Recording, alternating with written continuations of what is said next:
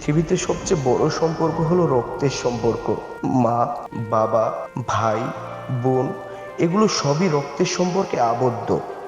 তারপরও কিছু মানুষ রক্তের সাথে বেইমানি করে, রক্তের সম্পর্ককে ভুল বুঝে। আমি তো আমার ভাইকে আমার চেয়ে বেশি ভালোবাসি। তারপরও তারপরও কেন এমন হলো?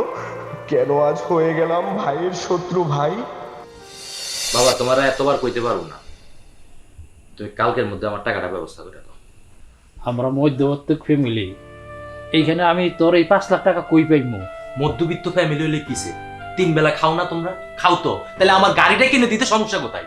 আমি জানি না তুমি কোত্থেকে টাকা ব্যবস্থা করবে। আমার 5 লাখ টাকা লাগবে। তোর এই 5 লাখ টাকা জোগাড় করতে গেলে তো আমার 2 কাঠা জমি বিক্রি করতে হইব। 2 কাঠা বিক্রি করো না 4 কাঠা বিক্রি করো, এটা তোমার ব্যক্তিগত ব্যাপার। আমি জানি না এটি। আমার টাকা লাগবে। আচ্ছা, তুই কি এমন গাড়ি কিনবি যে একে 5 লাখ টাকা লাগবো? হুন্ডা কেন? হুন্ডার দাম 5 লাখ টিয়া। এটা দামি হুন্ডা, এটা সাইকেল না। ঠিক আছে, আমার কাছে 1 লাখ টাকা জমানো আছে, আর আমি কিছু জোগাড় করে 50,000 টাকার মতো দিতে পারবো। 1.5 লাখ টাকাই নেই। 1-1.5 লাখ টাকার ভিতরে মা হুন্ডা কিনা যাইতো না? এটি তো সাইকেলে কিনা যাইতো না। তুমি কি করতেছো? 1.5 লাখ টাকা এটি? একটা বালা গাড়ি কিনতে গেলে 5 লাখ টাকা লাগবে। তুহিন, তোর মাই কইতেছে তার কাছে নাকি বলে 1 লাখ টাকা জমানো আছে, আর 50,000 টাকা ধার দেনা কইরা যেমনি যোগ জোগাড় করে দিব, তুই 1.5 লাখ টাকা দিয়েই একটা হুন্ডা কিন। ওই হুন্ডা দিয়ে তুই আওয়া যাওয়া কর। যখন তুই ইনকাম করবি, টাকা পয়সা তোর হাত হইব, তুই 5 লাখকে 10 লাখ টাকা দিয়া তুই গাড়ি কিনিস, কোনো অসুবিধা নাই। তোমাকে টাকা আমার লাগবো না। তোমগোরে কয়েকদিন ধরে কইতেছি আমার টাকাটা ব্যবস্থা করে দাও, এখন কইতেছো তোমরা 1-1.5 লাখ টাকা দিয়ে আমার ব্যবস্থা করে দিবে। এটি দিকে গাড়ি কিনা যাবো? শোনো, কালকের মধ্যে যদি আমার টাকা ব্যবস্থা না করতে পারো, তোমাকে এই ঘরে আমি যদি আগুন না লাগাই দিই তুমি চাইও। হ্যাঁ, তুই আগুন লাগাই দিবি এই বাড়িতে? আগুন লাগাই দিই। তোর কত বড় সাহস, তুই এই বাড়িতে আগুন লাগাই দিবি? কার ঘরে আগুন লাগাবি? বাবা, তুহিন, মা, ঘরের মধ্যে তো চিল্লাচিল্লি কিসের? বাবা, কি হয়েছে? তোর ভাই আমার কাছে 5 লাখ টাকা চাইছে, হুন্ডা কিনবো। 5 লাখ টাকা যদি আমি 2 দিনের মধ্যে না দিতে পারি, তো ওনাকে এই বাড়ি ঘরের মধ্যে আগুন লাগাই দিব। তুহিন, আমরা মধ্যবিত্ত পরিবারের ছেলে, আমাদের কাছে 5 লক্ষ টাকার গাড়ি মানায় না, সেটা তোর বুঝতে হবে। কে মানা নাই কে? তোমার বাঘ তো তুমি ঠিকই নিয়ে গেছো। যখন বাবা চাকরি শেষ করে এই যে এতগুলো টাকা আনছে, তখন তোমার বাঘটা তুমি ঠিকই নিয়ে গেছো।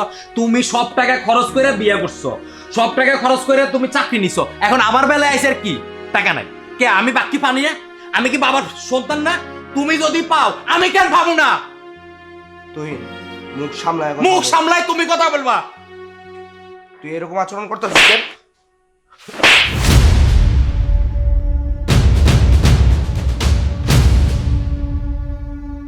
তুই আমার মারছস?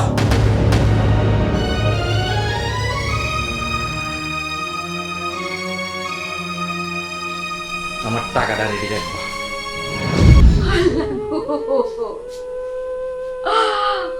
আমার পোলা তো এমন না। আমি কি সন্তান জন্ম দিলাম? ছোট ভাই বড় ভাইয়ের উপরে হাত তুললো। আল্লাহ,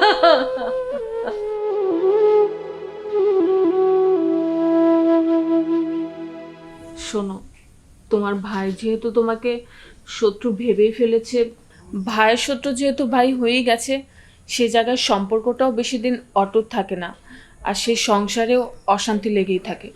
এক কাজ করি, চলো তুমি আর আমি এই বাড়ি ছেড়ে চলে যাই। এই বাসা ছেড়ে, আমার মা বাবাকে ছেড়ে আমি কোথায় যাব? আর যে ভাইকে আমি এতটা কষ্ট করে লেখাপড়া করিয়েছি, নিজে না খেয়ে ওকে খাইয়েছি, ও আজকে আমার গায়ে হাত তুললো। আমার ভাবতে অবাক লাগতেছে, এই দিন দেখার আগে কেন আমার মৃত্যু হলো না। আমি কোনোদিন কল্পনাতেও ভাবিনি ও আমার গায়ে হাত তুলবে।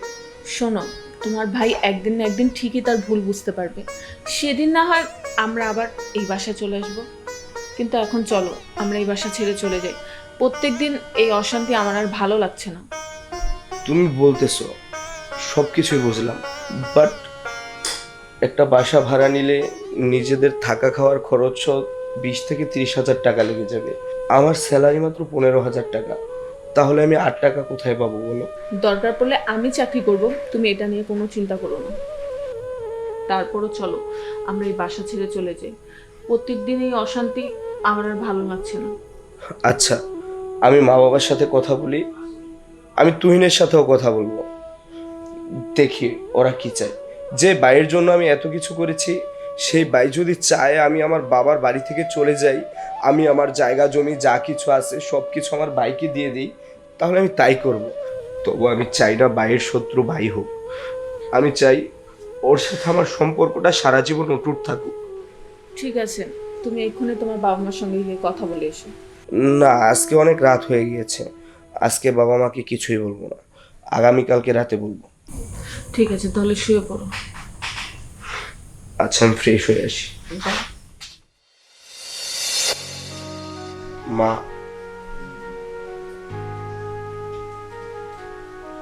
তোমরা আমার প্রতি রাগ করো না। আমি জানি আমি তোমাদেরকে ছেড়ে থাকতে পারবো না, কিন্তু তুই না আমার সাথে যে ব্যবহারটা করছে, ওই ব্যবহার করার পরে মনে হয় না আমার এই বাড়িতে থাকাটা উচিত হইল।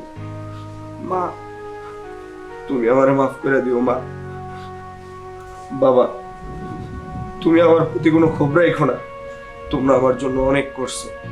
মা, তুমি আমারে ক্ষমা করে দিও। মা, আমি তোমার বৌমারে নিয়ে আজকেই চলে যেতেছি। না না বাপ, ভুলে ওই কাম করিস না বাপরে। তুই চলে গেলে বউটাও তো চলে যাইব, তাহলে এই বউ থাকবো কেমনি? ওর কষ্ট হইব বাপ। কই যাবি, কই থাকবি? বাপ, রাগের মাথায় এমন কাম করিস না বাপ। মা, আমি রাগের মাথায় কোনো কথা কইতেছি না।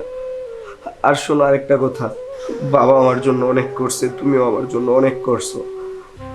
আমার কোনো চাওয়া পাওয়া নাই তোমাদের প্রতি।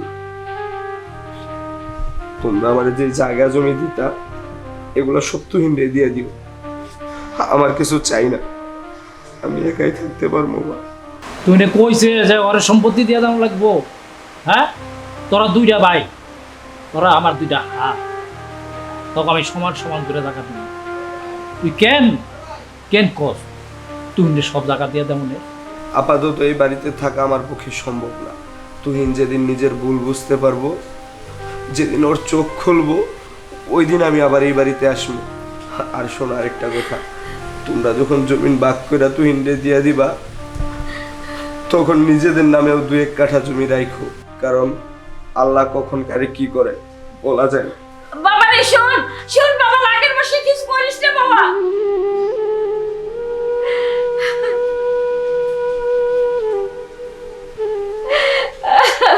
আমি জীবনেও ভাবি নাই আমার কইলটা দাঁত কাল হয়ে যাইব, তো আলাদা হয়ে যাইব। আমার 2 চোখের মনি, 2 পোলা। আমার বয়স কম, ও একটু পাগলামি করছে, এটা ঠিক হয়ে যাইতো। তুই তো বুঝতি। তুমি থাকো, আর বউটা নিয়ে কই যাইব আপনি কর? বল বুঝাবুঝি এটা সমাধান হয়ে যাবে। তুমি চিন্তা করো না, আমিও কত চিনি। তুমি লেখাপড়া করছে, ও লেখাপড়া করে নাই। তুমি বন্ধু বান্ধবের সাথে চলাফেরা করে, সেই জন্য একটা হুন্ডা কিনতে চাইছিল। ওর টাকার ব্যবস্থা না করলেও একটা ব্যবস্থা হইব। আমি ব্যবস্থা না করতে পারলেও একটা ব্যবস্থা হইব। তুমি কেন দেখো, ও এই বাড়িতেই থাকবে। ওরা তো এই বাড়িতে যাইতে দিব না, আমার মনে কয় না।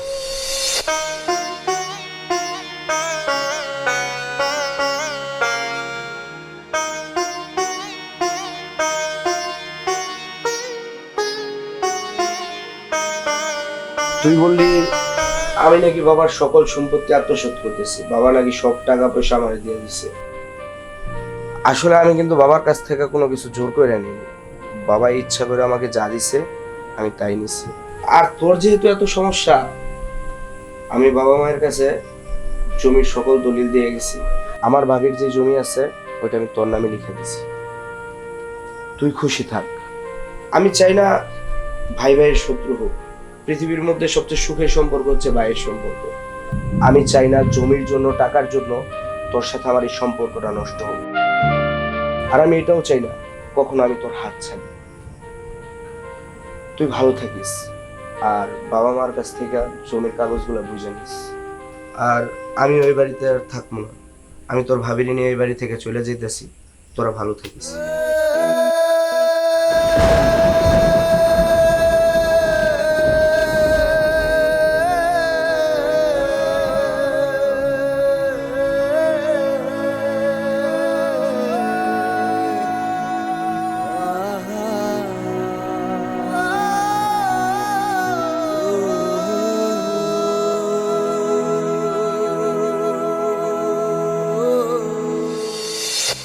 হ্যাঁ, ভুলটা আমারই, আমি তো বড় ভাই, ভুল তো আমারই থাকবে। আমি হয়তো আমার ছোট ভাইকে সঠিক দিক নির্দেশনা দিতে পারিনি, সঠিক শিক্ষাটা দিতে পারিনি। আমাদের মতো মধ্যবিত্ত পরিবারে সকল দায়িত্ব বড় ছেলেরই নিতে হয়, তাই হয়তো সকল ভুল বড় ছেলেরই হয়।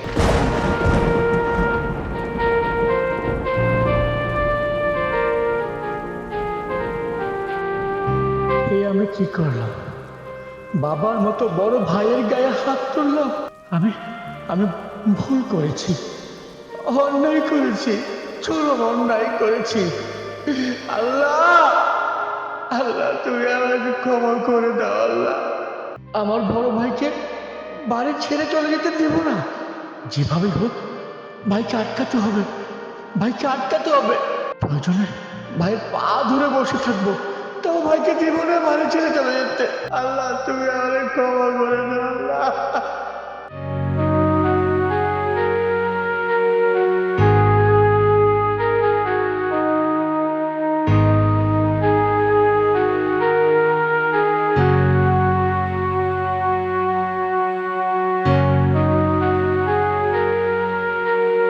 এই দুনিয়ার মধ্যে আপনার বিপদে আপদে আপনার অনেক বন্ধু বান্ধব, আত্মীয় স্বজন হয়তো আপনার পাশে থাকবে না, কিন্তু আপনার ভাই সব সময় আপনার পাশে থাকবে। কারণ ভাইরা কখনো ছেড়ে যেতে পারে না, ভাইরা সবসময় পাশে থাকে। তাই ভাই নামক এই সম্পর্কটিকে কেউ কখনো অবহেলা করবেন না। যদি আপনার বড় ভাই থেকে থাকে তাহলে তাকে সম্মান করুন, আর যদি আপনার ছোট ভাই থেকে থাকে তাহলে তাকে স্নেহ করুন।